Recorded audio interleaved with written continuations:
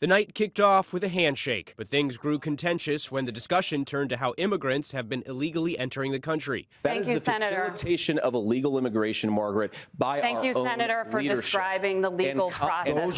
We have so much to get to, Senator. Those laws have been on the books since 1990. Thank you, gentlemen. The CBP app has not been on the books since 1990. It's something that Kamala Harris created, Margaret. Gentlemen, the audience can't hear you because your mics are cut. Vance was pressed on Trump's proposal to carry out mass deportations. I had a mother who struggled with opioid addiction and has gotten clean.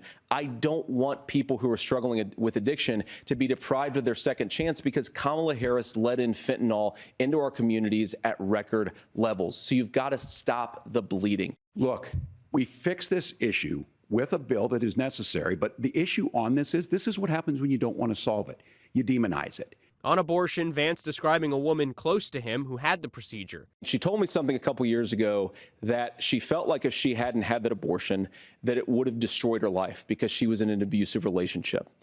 And I think that what I take from that as a Republican who proudly wants to protect innocent life in this country, who proudly wants to protect the vulnerable, is that my party, we've got to do so much better of a job at earning the American people's trust back on this issue. Meanwhile, Walz addressed a personal controversy about his travels to China, with news reports finding his previous claim that he was in Hong Kong during the 1989 Tiananmen Square protests was not true. I got there that summer and misspoke on this. I've tried to do the best I can, but I've not been perfect, and I'm a knucklehead at times.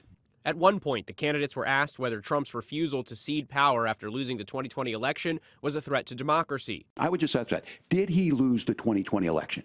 Tim, I'm focused on the future. Did Kamala Harris censor Americans from speaking their mind in the wake of the 2020 COVID situation? That is a damning non-answer. It's a damning non-answer for you to not talk about censorship.